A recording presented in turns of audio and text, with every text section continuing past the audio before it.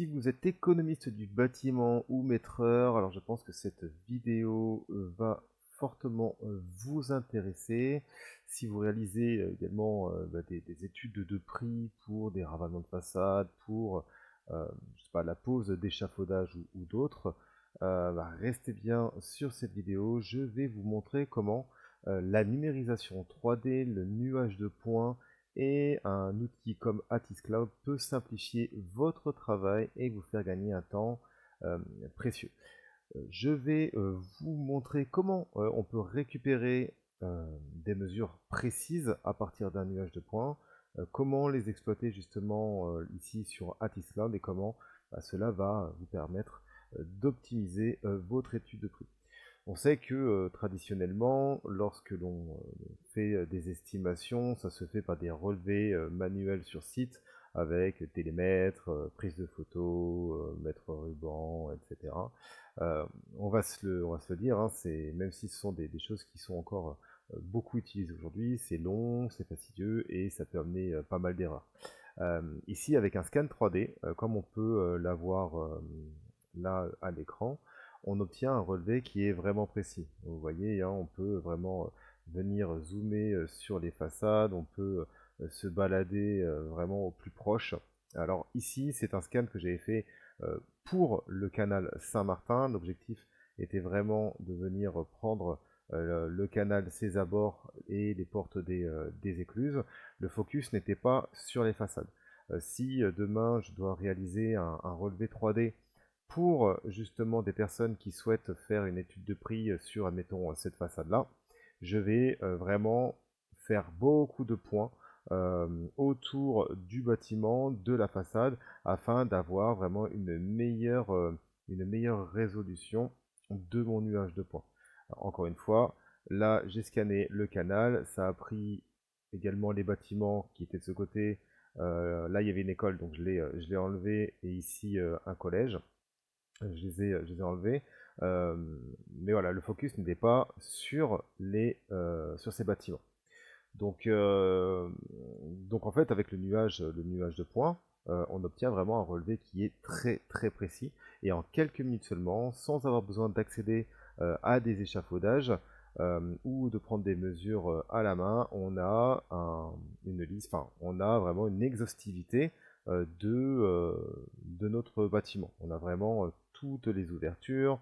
On a également, si on doit mesurer ici les petits, alors je vais dire garde-corps, mais ne me, ne me, ne me dites pas que voilà, c'est un autre nom ou quoi. J'ai pas toute la terminologie pour ces éléments-là. Mais voilà, si on veut le linéaire de garde-corps, on peut l'avoir. Si on veut mesurer des portes, on peut le faire.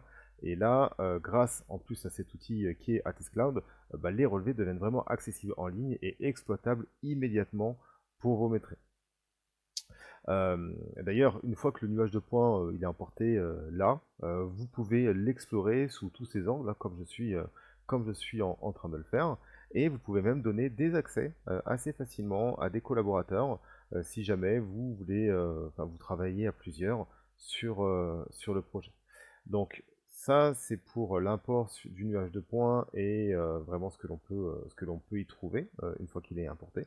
Mais après, avec les outils qui sont à ma disposition, donc ici dans la barre des outils, j'ai la partie mesure, je vais pouvoir réaliser différentes opérations, prendre des distances. Le delta, c'est en fait entre deux points les longueurs entre le x, y et le z. On verra ça ensemble.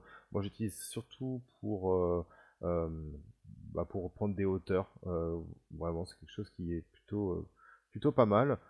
Distance au sol, on va prendre des distances qui ne prendront pas en compte le Z. Donc c'est-à-dire que si je clique ici, je vais vous faire une démonstration. Quand je prends là, vous voyez, peu importe où je vais me placer, il va que rester sur mon axe X et Y. Je vais pas, voilà, il va pas trop. Enfin, je veux dire, ça sera parallèle à mon sol. Donc ça, c'est la distance au sol. Automatiquement, dès que j'ouvre un outil, il va me le rajouter ici dans la hiérarchie. Donc je peux le supprimer, je peux le cacher. Donc là, ici, on va le supprimer. Je peux prendre des angles, je peux prendre des diamètres, je peux prendre des surfaces au niveau de mon sol. Je peux prendre également un plan de surface, donc je vous montrerai comment prendre la surface ici de la façade. On va travailler sur ce bâtiment-là et je peux aller chercher également des volumes.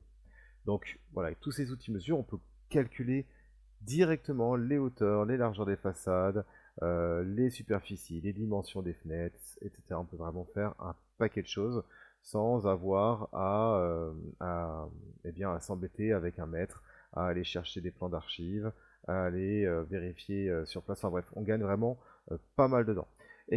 Pas mal de temps, pardon. On peut également ajouter des annotations. Encore une fois, si on travaille avec plusieurs personnes, ou même si moi je suis en train de travailler sur mon fichier et que j'ai envie de mettre des annotations, on peut tout à fait ici venir créer une annotation.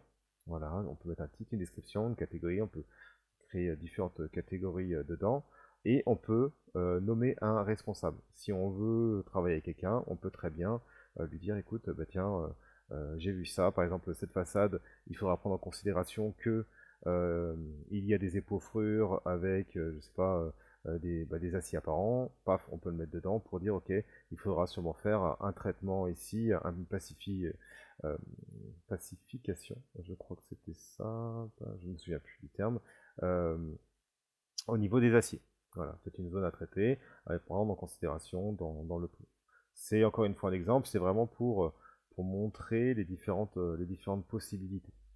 Euh, donc là, je vais vous montrer un cas concret. On va prendre ici un immeuble parisien dans le 10e arrondissement, au niveau du canal Saint-Martin. Et on va prendre la surface, on va aller prendre les différentes mesures, comme si on voulait faire une étude de prix.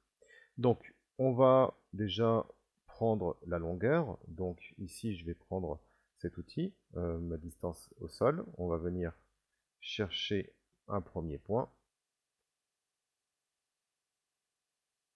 Alors, ici, et on va se prendre... Alors là, on a un arrondi. Bon, on va les prendre jusqu'ici à peu près. Voilà. Donc là, on a notre point qui est bien au bout.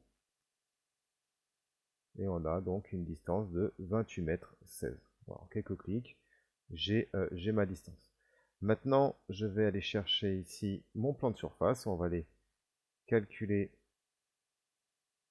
Alors, hop, je me suis accroché trop tôt. On va venir ici prendre la surface sous la corniche. Tac.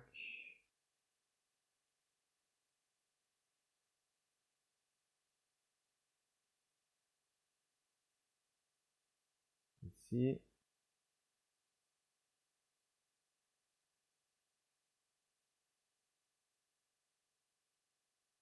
Ici. Et on va aller prendre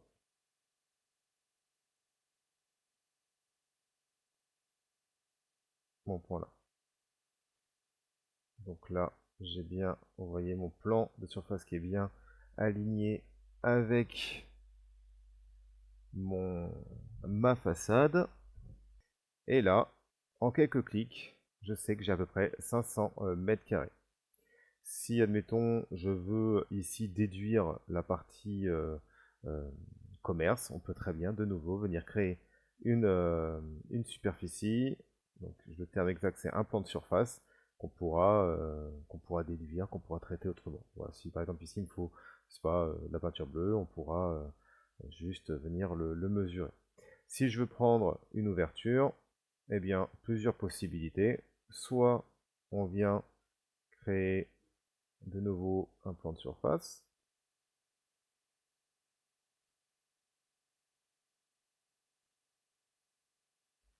Voilà, alors ici il n'est pas bien mis, donc on va venir. Alors, je suis allé un peu trop vite, on va recommencer. Donc, plan de surface. Hop, hop. Allez, c'est ce que je m'étais accroché plus bas. Voilà, voilà. Donc là j'ai bien le plan, on va réajuster un peu. Ici.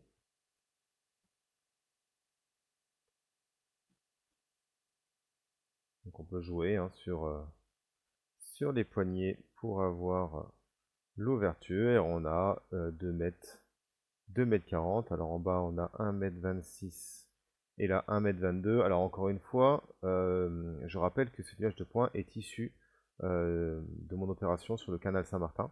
Il n'était pas à destination de cette façade, sinon j'aurais cherché à avoir beaucoup plus de points que ça et j'aurais pu être beaucoup plus précis. La précision est vraiment fonction du nombre de stations, du matériel que l'on va faire. Donc là j'ai 2,40 m et en fait je pourrais très bien créer un échantillonnage pour m'assurer que toutes les fenêtres font à peu près les mêmes dimensions. Moi je ne vais pas le faire, c'est juste pour que vous preniez l'exemple.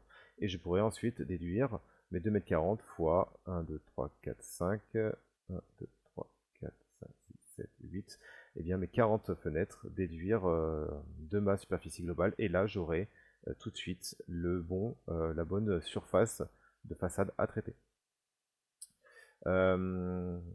Si je veux prendre ma porte, je peux bien entendu le faire. Voilà, vous avez bien compris que en quelques clics, grâce à ce nuage de points, je peux vraiment réaliser, mon étude.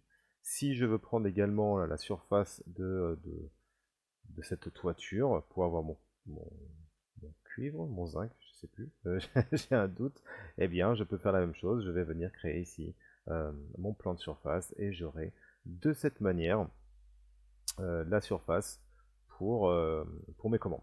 En tout cas pour mon prix déjà. Donc là vous voyez que avec ce logiciel, hein, avec Atisclown et le scan, le nuage de points, on peut très bien imaginer ne plus s'embêter avec des relevés fastidieux, terminer les approximations. Là vous gagnez vraiment en précision, en rapidité et en efficacité pour vos études de prix dans ce domaine-là. Mais vous pouvez très bien comprendre que si jamais je veux faire la même chose pour d'autres types de chantiers, eh bien c'est tout à fait envisageable. Donc si jamais vous avez envie de tester, de venir prendre des points là sur cette façade, n'hésitez pas à m'écrire un commentaire. Je vous ferai parvenir le lien de partage qui sera valable pendant une semaine et vous pourrez de cette manière venir tester l'outil. Et si vous avez un besoin spécifique en scan 3D pour vos études de prix, contactez-moi, je peux vous accompagner avec grand plaisir. On arrive à la fin de cette vidéo, pensez à liker, à vous abonner et à activer la cloche pour ne pas manquer les prochaines astuces sur la numérisation 3D.